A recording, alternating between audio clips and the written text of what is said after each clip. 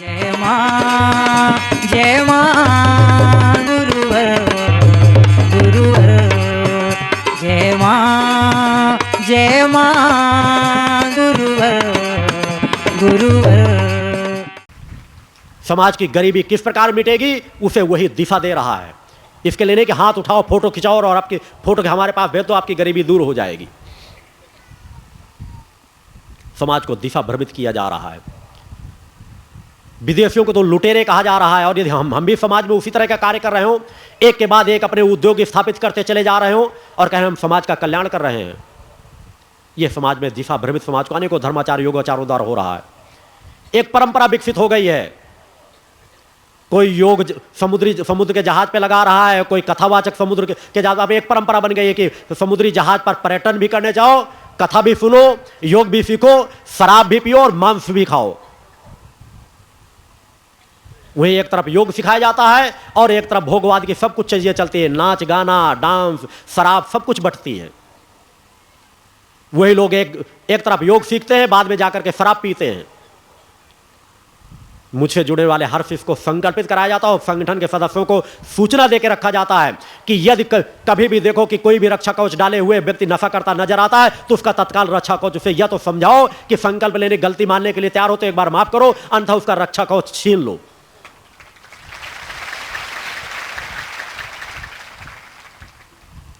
आश्रम में रहने के लिए अरबों खरबों की संपत्ति दान देने वाला व्यक्ति भी अगर यहां करके कह दे मैं कमरे में बैठ करके बियर पी लूं तो मेरे द्वारा कभी उसको अनुमति नहीं दी जा सकती, पैर से ठोकर मार दिया जाएगा। मगर यहां धर्माचार योगाचार जानते हैं ये कितने अधर्मी अन्यायी हैं, जानते हैं ये किस तरह पैसा लूट लूट करके समाज से शोषण कर रहे हैं, ये जानते हैं कि मेरे सामने बैठे मगर किस तरह गांजा चिलिम चढ़ाते हैं, वो जानते हैं कि ये किस तरह शराब पीते हैं, किस तरह अय्याशी करते हैं, इनके बच्चे किस तरह अय्याशियों का जीवन जीते हैं, अय्याशों का। मगर उनके लिए किस तरह खुशामदी की जाती है वो आप लोग खुली आंखों से देखा करें। अगर जरा सा विवेक जागृत हो कि इन सभी लोगों से, इन सभी लुटेरों से आपको कौन बचा पाएगा, तो बचा सकती है केवल माता आदि सत्य जगजननी जगदम्बा। बचा सकता है आपका सहज स्वरूप, कि आप अपने सहज स्वरूप को प्राप्त करें। भक्ति मानव कल्याण संगठन का गठन इसलिए किया गया है कि मां के संगठन से जुड़ करके अपना आत्म कल्याण करें और जन कल्याण की शक्ति अपने अंदर अर्जित करें। एक असमर्थ से असमर्थ व्यक्ति, आज यही संगठन में हो रहा, जो गरीब से गरीब थे, जिनकी अपनी कोई पहचान नहीं थी, उस संगठन के माध्यम से जन कल्याण के कार्य करते चले जा रहे हैं। सैकड़ों हजारों लाखों करोड़ों में उनकी पहचान है। यह तो प्रथम चरण है। भक्ति मानव कल्याण संगठन की यदि विचारधारा आप अपना करके चलेंगे, उस प्रगति सत्ता की आराधना करेंगे, भक्ति मानव कल्याण संगठन की के साथ कदम से कदम मिला करके चलेंगे, जहां जहां संगठन का गठन है वहां के प्रमुख पदाधिकारियों के एक आवाज पर आप उठ खड़े होने के लिए तैयार होंगे, तो धीरे धीरे समाज में परिवर्तन निश्चित आता चला जाएगा। शक्ति जल मेरे द्वारा आशीर्वाद स्वरूप प्रदान किया जाता है आपकी अपनी समस्याओं के निदान के लिए, वह यहां से निःशुल्क दिया जाता है। मैं चाहता उसके हजारों हजार रुपए उसका शुल्क रख सकता था, 10,000 लाख 10-20 लाख चाहे जो शुल्क रख देता, फिर भी समाज लेने के लिए बाध्य होता। वह मेरे द्वारा यहां से निःशुल्क दिया जाता है कि उसको ले जाओ, गंगा जल मिलाकर उसको चाहे जितना बढ़ा कर रख लो और नित्य पान करो, उससे आपकी आत्म चेतना भी चैतन्य होगी और भौतिक जगत की समस्याएं भी उससे आपकी दूर होंगी। वह शक्ति जल यहां से निःशुल्क बंटवाया जाता है। बार बार ये नहीं कहा जाता कि आप अगर घर जाओ बार बार मेरे आश्रम में ही आते रहें, आप खुद पियो दूसरों को भी पिलाओ, घट जाए तो उसमें गंगा जल मिला के बढ़ा लो, कि आपको कम से कम आश्रम में केवल शक्ति जल लेने के लिए ही ना आना पड़े। मां का ध्वज अगर टंगा है तो मेरी साधना का संकल्प आपके साथ जुड़ जाता है। आश्रम की एक मेरी विचारधारा यहां के वातावरण को केवल चैतन्य करने के लिए रहती है और समाज के वातावरण को चैतन्य करके दोनों का संयोग करा देने के लिए। सिर्फ आपको मेरी यदि विचारधारा का आप एहसास कर जाएंगे, समझ जाएंगे, तो साधकपन की प्रवृत्ति अपने आप पैदा होती चली जाएगी। आपको एक संगठन की विचारधारा को अपना करके चलना है, संगठन के साथ जुड़ करके चलना है। महाआरतियों के लाभ का क्रम भी मैंने इसलिए किया कि जिन जिन जिलों मैंने संगठन का गठन कर रखा वहां हर महीने एक महाआरती होती है। मैं चाहता हूं कि समाज यदि से लाभ प्राप्त कर सके। मैं जानता हूं कि मुझसे जुड़ने वाला 90% समाज आर्थिक तंगी का शिकार है, उसे बार बार आश्रम ना आना पड़े, इसलिए घर बैठे हुए लाभ की जो एक आरती का आश्रम में होता है, जो नित्य आरतियां चलती हैं, उस एक आरती का फल आपको वहां पर आपके जिले में बैठे प्राप्त हो जाएगा यदि आप महाआरती का लाभ लोगे। उन क्रमों में चलो तो, बढ़ो तो, यही तो साधना, यही तो जीवन है कि वास्तव में अगर आपको सत्य की विचारधारा नजर आती है तो उस पर चलो। मेरे द्वारा कहा जाता है कि 5 साल का बच्चा भी अगर एहसास करा देगा गुरुदेव जी आपके द्वारा गलत किया जा रहा है, इससे समाज का हित नहीं, समाज का अहित है, और समाज मुझे बता दे, तो मैं 5 साल के बच्चे के सामने भी अपना सर झुका कर उस बात को स्वीकार कर लूंगा। मगर यदि किसी के अंदर भ्रांत हो तो मेरे पास आए, बताएं, समझे। हर पल मेरी सोच, हर पल मेरी तड़प, हर पल मेरा रोम रोम सिर्फ जन कल्याण को समर्पित है। मैं संकल्पित हूं, मैंने संकल्प मां के चरणों पर अपनी नियति की जो मेरी एक साधनाओं की अपनी साधनाएं थी उनको पूर्ण करने के बाद मैंने मां के चरणों में संकल्प लिया था कि मेरा शेष जीवन हर पल मां को समाज कल्याण के लिए समर्पित रहेगा, जन कल्याण के लिए समर्पित रहे। मेरे एक पल की साधना मेरे इस जीवन के साथ न जुड़े, मेरी तृप्ति के साथ न जुड़े, बल्कि मेरे अंदर की जो तृप्ति है मैं ऊर्जा को बार बार जागृत करके समाज में अपने आप को विसर्जित कर सकूं, और इस जीवन में जो भी साधना करूं वह साधनाओं का पूरा फल समाज को प्राप्त हो। इसलिए मैं कहता हूं जब आप मेरे सम्मुख आकर के बैठ जाते हैं तो मैं कुछ बोलूं या ना बोलूं, हर क्षण आप मुझसे कुछ ना कुछ प्राप्त कर रहे होते हैं। मैं जब अपने लिए साधना करता था उसी निष्ठा विश्वास से करता था, आज जब आपके लिए भी करता हूं तो उसी तरह अष्टमी के यज्ञ हवन का कार्यक्रम आपके लिए करता हूं। उसी तरह नित्य प्रातः 2:30 बजे 3 बजे से पहले नित्य उठता हूं, मेरी साधनाएं नित्य चलती हैं, और सायंकाल भी उसी तरह पूजन का क्रम रहता है। ये सभी क्रियाएं अनेकों बार मैंने आपको बतलाई है। मैं चाहता हूं कि आप कम से कम प्रातः 2:30-3 बजे नहीं उठ सकते तो सूर्योदय से पहले जरूर उठें, कि सूर्योदय से पहले उठने की आदत डालें, कि जब से कम सूर्योदय के समय मैं चालीसा भवन में पूजन करने के, अपने साधना कक्ष का पूजन पूर्ण करने के बाद, अपनी योग क्रियाओं को पूर्ण करने के बाद यहाँ पर आकर के जो पूजन करने चालीसा भवन में आता हूँ, जिस चालीसा भवन में चालीसा के क्रमों से मैंने आपको समाज को जोड़ा है, कम से कम उतने वक्त आप निद्रा अवस्था में ना हो। अगर आपका शरीर बहुत घातक किसी बीमारी से ग्रसित है तब को छोड़ करके कम से कम सूर्यास्त के पहले, चूंकि सूर्योदय होते ही मैं 40 भवन में प्रातः पूजन के लिए आता हूं, तो कम से कम सूर्योदय होने के पहले आप कम से कम जग जाएं, स्नान कर ले तो अति उत्तम है। पूजन में बैठे हो तो और उत्तम है। इतना पहले तो जगने का प्रयास करें। पहले होता था शिष्य पहले जगते थे, गुरु बाद में जगते थे। आज गुरु पहले शिष्य के लिए जग रहा है और शिष्यों से कह रहा तुम बाद में जगो, तुमको कोई तकलीफ ना हो, परेशानी ना हो, मगर उतनी तकलीफ तो सहना पड़ेगा कि जितनी तकलीफ आप नहीं सहोगे तो मेरी ऊर्जा को प्राप्त नहीं कर सकोगे। उतना तो आपको करना ही पड़ेगा। आपका गुरु आपके लिए, आपके कल्याण के लिए अपने शरीर को तपाता है, गलाता है, नष्ट करता है, और यह संकल्प लिए बैठा है कि मैंने मां की स्थापना यहां करने के पहले अपने आप की स्थापना की है कि मेरा कोई पुनर्जन्म नहीं होगा इस शरीर के रूप में, इस चेतना के रूप में। मैं इस शरीर के त्याग करने के बाद भी सूक्ष्म जगत में इस आश्रम पर रहकर समाज की सेवा कार्यों में रत रहूंगा। मां के चरणों से समाज को आशीर्वाद दिलाने के लिए सतत प्रयासरत रहूंगा। इसलिए मैं कह रहा हूं यह वह धर्म की धुरी बनेगी जिसे आने वाला समाज एहसास कर सकेगा।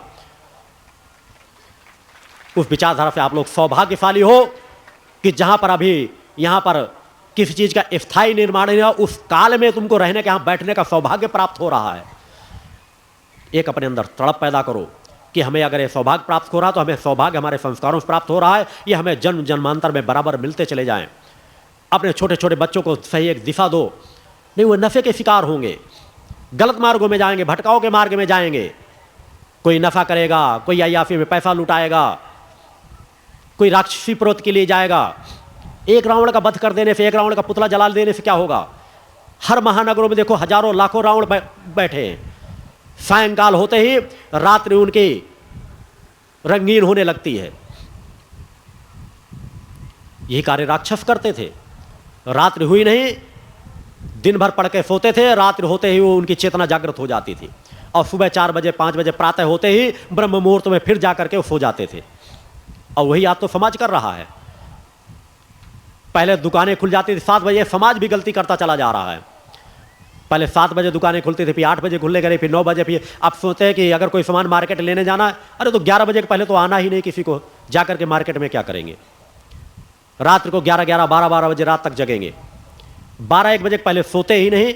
और ब्रह्म मुहूर्त जो चैतन्यता का मुहूर्त होता है, जो हमें आरोग्यता प्रदान कर सकता है, ओजोन परत से जो हमें किरणें, सूर्य की किरणें ब्रह्म मुहूर्त में आ रही होती, जिनका हम लाभ ले सकते हैं, जो उस वातावरण में चेतना तरंगें रहती हैं, उन चेतना तरंगों में यदि हम सुप्त अवस्था में लेटे हो, हमारी कोशिकाएं चैतन्य अवस्था में ना हो, जागृत अवस्था में ना हो, तो हमारी वही चेतना, जिस प्रकार मैंने कहा मन शक्ति हमारे अंदर होती है, आत्म शक्ति होती है, उसी तरह इस वातावरण की जो शक्ति होती है, जिस तरह मैंने कहा था कि यदि मन को अगर स्वच्छ पानी को गंदे पाइप पे डालोगे तो दूसरी तरफ गंदगी निकलेगी।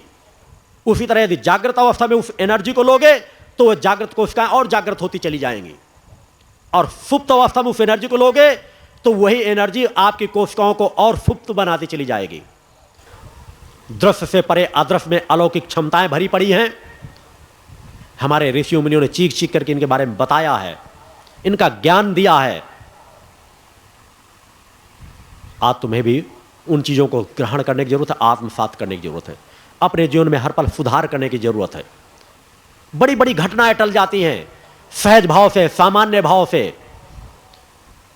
यदि आपके अंदर चिंतन हो, आपके अंदर विचार हो, बड़ी बड़ी दुर्घटनाएं टल जाती हैं। जिस तरह मैं कह रहा हूं कि मैं एक नहीं सैकड़ों प्रमाण दे चुका हूं कि कब किसके साथ एक घटना होगी, मैंने अनेकों बार बताया है। मेरी निगाहों से कुछ छिपा नहीं है। हस्तरेखा का ज्ञान जो मुझे है, इस धरती पर मैं कह रहा हूं किसी के पास हो तो मेरे सामने आए। उन चीजों के प्रमाण मैंने एक बार नहीं अनेकों बार दिए। राजस्थान में जब मैं रह रहा था, ब्रजपाल चौहान यहां मौजूद है, एक व्यक्ति का मात्र लेटर आया जो अपने आप को बहुत बड़ा हस्तरेखा विशेषज्ञ कहते थे। मैं बहुत दूर बैठा था, 20-25 फीट की दूर पर बैठा था। वहां पर एक हस्तरेखा विशेषज्ञ के रूप में रहते हुए रोज सैकड़ों पत्र जाते थे, सैकड़ों पत्र रोज लिखाए जाते थे, तुम्हारा हस्तरेखा ये कह रहा, तुम्हें तुम्हारे फाते होगा, तुम्हारे फाते होगा। एक बार मैं काफी दूर वहां बैठा, चूंकि मैं कई संस्थाओं पे गया, उनको चिंतन देने, उनकी अपनी शक्ति का एहसास कराने, कि उनको कहीं ना कहीं एहसास हो जाए तो समाज में वो दिशा धारा दे दे। और ब्रजपाल चौहान जैसे शिष्य ऐसी संस्थाओं में उलझे पड़े थे, इनको भी कहीं ना कहीं वहां से निकालना था। कि इन्होंने कहीं ना कहीं मेरी साधनाओं का, मेरे अपनेपन को वहां पे देखा जब मैं एक साधक के रूप में रहता था, और उन संस्थाओं से खींच करके आकर के यहाँ आज आप लोगों की सेवा कार्यों में लगे रहते हैं।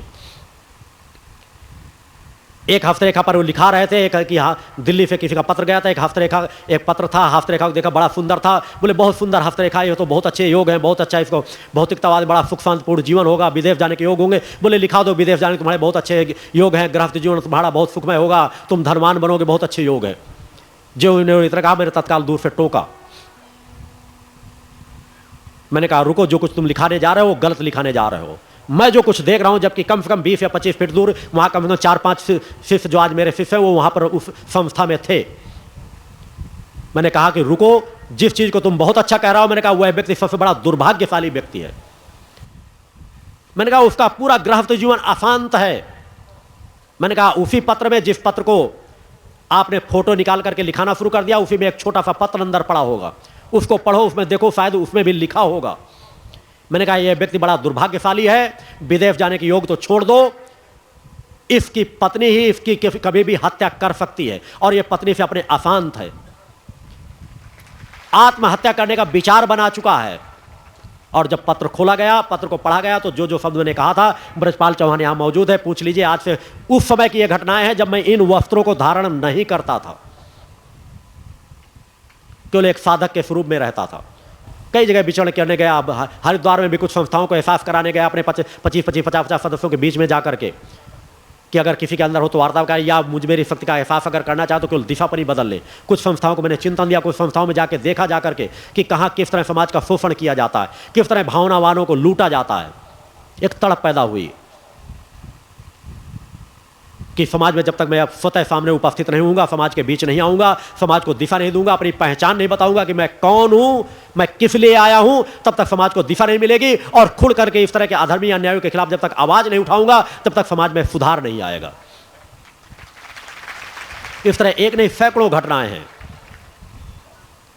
ये मैंने कहा, यही कहा कि प्रकृति का सब कुछ हमारे अंदर सार समाहित है, सब कुछ आईने के सरिये खुला है, इसलिए कि हमारे चक्षु बंद हो चुके हैं। यदि हमारे ज्ञान चक्षु जागृत हो जाए, हमारा तीसरा नेत्र जागृत हो जाए, हमारी आत्मचेतना जागृत हो जाए, हमारा आज्ञा चक्र जागृत हो जाए, तो सब कुछ खुला पड़ा हुआ है।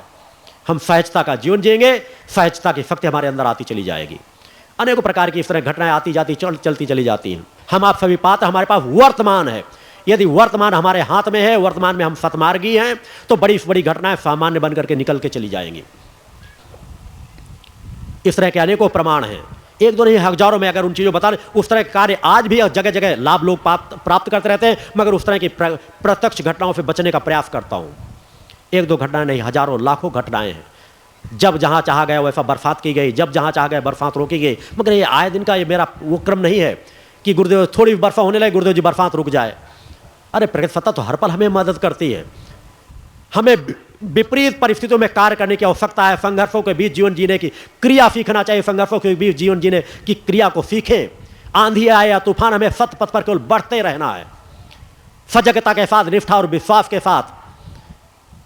भौतिक जगत के आंधी तूफान हमारा क्या नुकसान कर पाएंगे? जो नुकसान हो रहा हो होने दो, अपने सत्य पथ पर बढ़ते रहो, तुम लक्ष्य तक निश्चित रूप से पहुंच जाओगे। प्रकृति तुम्हारी सहायिका बन जाएगी। साधना आराधना इसलिए नहीं होती, कई बार छोटे मोटे चमत्कार, कई बार छोटी मोटी घटनाएं इसलिए कर दी जाती हैं कि मेरे शिष्यों का आस्था विश्वास बरकरार रहे। साधना लोगों के जन कल्याण के लिए होती है। प्रकृति जहां जिस हाल में रखे उस हाल में रहते हुए कार्य करने के लिए होती है। अतः इस तरह के अनेकों चीजें हैं, जब जहां जो चाहा जाए वैसा वातावरण मोड़ा जा सकता है, वैसा दिशा दी जा सकती है। उस दिशा में आप अपने आप को उसमें गोते लगा सकते हो, केवल भक्ति मानव कल्याण संगठन से जुड़ करके, भक्ति मानव कल्याण संगठन के निष्ठावान कार्यकर्ता बन करके। हर बार ये मत सोचा करो कि संगठन में जब गुरुदेव जी का आदेश आएगा तभी हम अमल करेंगे। गुरुदेव जी के जो प्रतिनिधि नियुक्त है, पदाधिकारी हैं, वो जब अगर कोई आवाज दे तो उस आवाज के साथ अपनी आवाज मिलाओ, एक आवाज में उठ खड़े हो, उनके साथ खड़े नजर आओ। लाभ किसी को भी दिया जा सकता है, मगर दिया तभी जा सकता है कि ऊर्जा को उसी तरह सदुपयोग करो, उसी तरह के मार्ग में चलो, तो लाभ किसी प्रकार का प्राप्त कर सकते हो। दूसरे भी प्राप्त करते हैं, आप भी प्राप्त कर सकते हो। केवल एक विचार शक्ति पैदा करने में माँ के आराधक बनो, भक्ति मानव कल्याण संगठन के साथ जुड़ो, भक्ति मानव कल्याण संगठन के नियमों का पालन करो, निर्देशों का पालन करो, कायरता का त्याग कर दो। मानसिक रूप से जो नपुंसकता तुम्हारे अंदर है, अनेकों शिष्यों को मैं देखता हूं कि मुझसे जुड़ करके भी, मेरे शिष्य होकर के भी भयग्रस्त कई बार आप नजर आते हो। छोटी छोटी समस्याएं आ जाती हैं, चेतनावान बन करके जीवन जियो, कायरों के समान अपने घरों में मत छिप करके बैठो, जन चेतना फैलाने में लगो, जन जागरण में अपनी शक्ति लगाओ। संगठन के जहां कार्यालय खुले हैं वहां कार्यालय में कुछ अपना वक्त दो, वहां से निर्देशन लो और उनमें अमल करो, तभी आप गुरु की विचारधारा से आप जुड़ सकोगे। क्योंकि आज मैं हर चीज को अलग अलग बैठा के समझा नहीं सकता। आप सभी मुझसे मिलना चाहते हो, मैं आपसे हर पल तो मिल रहा हूं, प्रत्यक्ष रूप से भी अप्रत्यक्ष रूप से भी। जब मैं रहता हूं, मैं एकांत मैंने कहा जिससे ज्यादा मैं क्या कि मेरा समय कितना सीमित दायरे में है कि मैं एक पल को भी अपना नष्ट नहीं होने देता। निरर्थक कभी चर्चाओं में कोई बैठे हुए बात करते मुझे देखा ना होगा। अपने ही जो 2-3 कक्ष मकान में बने, उनमें भी एक कमरे से दूसरे कमरे में जाने का वक्त नहीं रहता। साधना कक्ष, मिलने कक्ष में या अपने कक्ष में, केवल किसी के समाज को लाभ मिले, समाज को एक दिशा मिले। तो जो संगठन के कार्यकर्ता निर्देशन दिया करें वो यहां पे निर्देशित रहते हैं। और यदि कोई बात ऐसा आपको लगती है कि ये निर्देशित है या नहीं, तो आप यहाँ पे शिष्यों से माध्यम से, चौहान, आशीष शुक्ला, प्रमोद तिवारी, सरपंच इंपाल हो जाए वगैरह, सब लोग मेरे नजदीक रहे, में किसी से संपर्क करके आप जानकारी प्राप्त कर सकते हैं। आधी रात को भी आप कोई सूचना देंगे तो मेरे पास तक कहीं ना कहीं सूचना पहुंचा दी जाती है। हर व्यक्ति ये अपेक्षा न रखा करे गुरुदेव जी हमारे फोन को अटेंड करें। मेरे पास इतना समय नहीं है। मैं उन गुरुओं में नहीं कि 2-2, 3-3 मोबाइल अपने गले में टांगे टहले जाए। जब कुंभ आदि होते हैं उनमें जाके देखे, अनेकों तांत्रिक मांत्रिक मिल जाएंगे, 2-2, 3-3 मोबाइल, एक से उद्योगपतियों से बात करने के लिए, एक से राजनेताओं से बात करने के लिए, एक से आम समाज बात, 2-2, 3-3 मोबाइल टांगे होंगे, गले में टांगे रहते हैं। मैं इन चीज़ों से बचने का प्रयास करता हूँ। केवल 1 घंटे सायंकाल समय देता हूँ, वो भी सक्रिय कार्यकर्ताओं के लिए कोई निर्देशन जरूरी होता है या किसी शिष्य को कोई बात मुझे बताना जरूरी होता है। मैं सबकी बातें, अगर आप किसी कोई बात बताते हैं, शिष्यों को सूचना देते हैं, तो सूचना तत्काल मुझ तक पहुँचाई जाती है। आप ये बात सोचा करें कि हमने कोई सूचना दी, गुरुदेव जी तक पहुँची होगी या ना पहुँची होगी।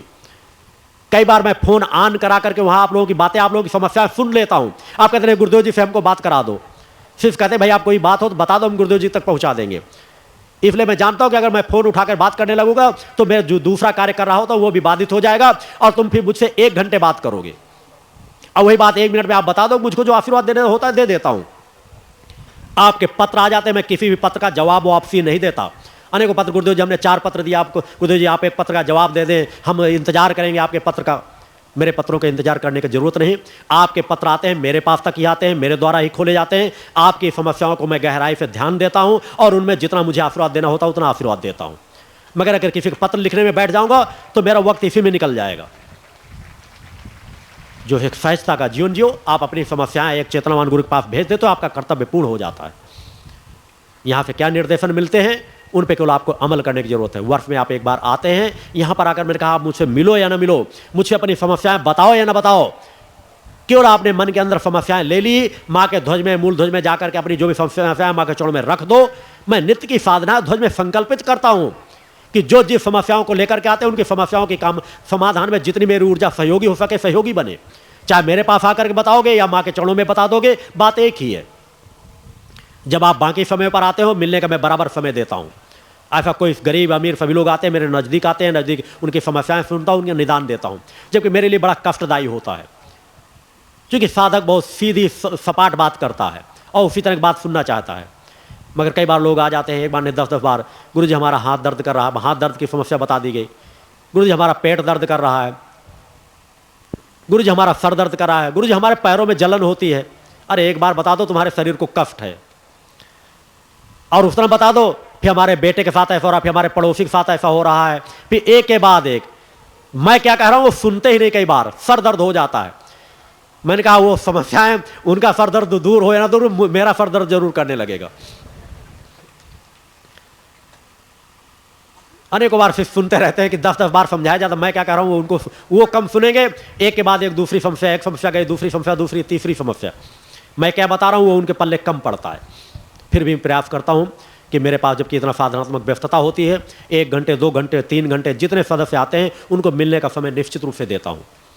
मगर ये समय इस तरह बार बार सदैव नहीं मिल सकेगा, क्योंकि मैं अपना, मेरा भविष्य मुझे ज्ञात है कि मुझे कितना शांत एकांत के रास्तों को तय करना है। अतः आप लोग ये पहले से विचारधारा रखें कि मेरे सम्मुख आ जाया करो, मानसिक रूप से अपनी कामनाओं को मेरे सामने मानसिक रूप से व्यक्त कर दिया करो। ये मान के चला करो कि मैं उनको सुन लेता हूँ, मैं उनको समझ लेता हूँ, और जितना मुझे आशीर्वाद देना हो मैं आशीर्वाद दे देता हूँ। नज़दीक से मेरे दर्शन करें, चाहे दूर से दर्शन करें, नज़दीक से प्रणाम करें या चाहे दूर से प्रणाम कर ले, बराबर फल प्राप्त होता है। आप साधक को इस विचारधारा को आत्मसात करोगे, आपको तृप्ति मिलेगी। जब समय मिला करें नज़दीक से आप प्रणाम कर लें, जब समय मिला करें दूर से आप प्रणाम कर लिया करें। मेरे कार्य करने के तरीके मैंने आपको बता दिया। मैं एक चैतन्य सिद्ध साधक हूँ, एक ऋषित्व का जीवन जीता हूँ। मेरे लिए भौतिक जगत से आप सब कुछ कहेंगे तभी पूर्ण नहीं होगा। वो विचारधारा आप बनाकर चलेंगे तो आप इस चीज़ को सत्यता के साथ अगर जीवन की यात्रा से चलेंगे तो आप स्वतः उन अनुभूतियों को प्राप्त करते चले जाएंगे।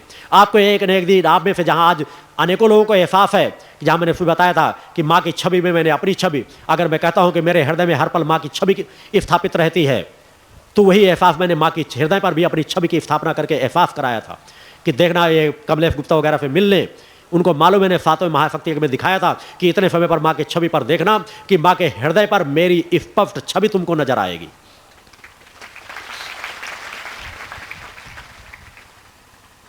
उस रास्ते को चूंकि कभी आप लोगों ने ऐसे सिद्ध साधकों के साथ जीवन जिया ही नहीं, ऋषियों का जीवन कैसा होता उसको देखा ही नहीं है, इसलिए आपको वह विचार गहराई से उनको आत्मसात नहीं कर पाते। कुछ समय यात्रा तय करो, अपने अंदर के अंतःकरण को निर्मल बनाओ, निर्विकार जीवन जीने का प्रयास करो। देखो अनेकों प्रकार की अनुभूतियां तुमको स्वतः सहज प्राप्त होती चली जाएंगे। यह स्थान कितना चैतन्य हो चुका है इसका एहसास तुमको स्वतः प्राप्त होता चला जाएगा। एक साधक का स्वरूप रहा करो, उतावलापन ना हो, जल्दबाजी ना हो। यहां आप आए हैं, हर पल मेरा आशीर्वाद आप लोगों के साथ जुड़ा रहता है। सिर्फ मेरा पूर्ण आशीर्वाद आप लोगों के साथ है। मां की निर्देशन शिष्य देते चले जाएंगे। आरती चैतनता दीप्ता से करेंगे। विजयदशमी की आरती है, अपने आप को रत रखने का प्रयास करेंगे। बोल जगदमाते की। या देवी सर्वभूतेषु शक्ति रूपेण संस्थिता, नमस्तस्यै नमस्तस्यै नमस्तस्यै नमो नमः। पंच ज्योति शक्ति तीर्थ सिद्धाश्रम, मां की कृपा और गुरुदेव की अमृतवाणी का पावन संगम।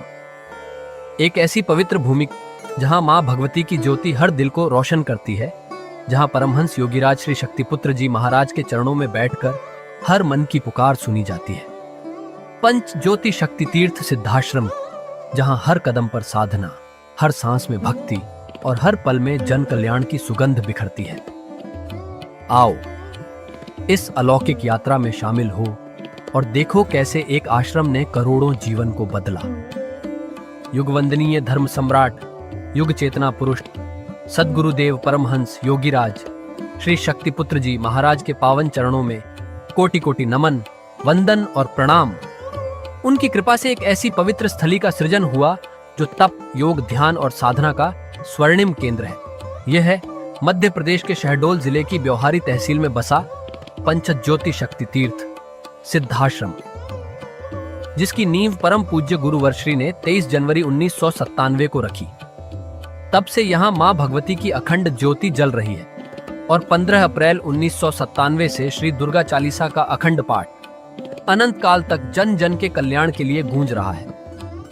हर सुबह और हर शाम जब सूरज की किरणें और चांद की चांदनी सिद्धाश्रम को चूमती हैं, तब परम पूज्य गुरुदेव जी, माता भगवती आदिशक्ति जगत जननी दुर्गा जी सहित सभी देवी देवताओं और सहायक शक्तियों की आरती करते हैं। इस पावन बेला में भक्तों के हृदय मां की भक्ति में डूब जाते हैं। मूल ध्वज साधना मंदिर में भी रोज सुबह शाम होने वाली आरती में भक्तों का समूह उमड़ता है।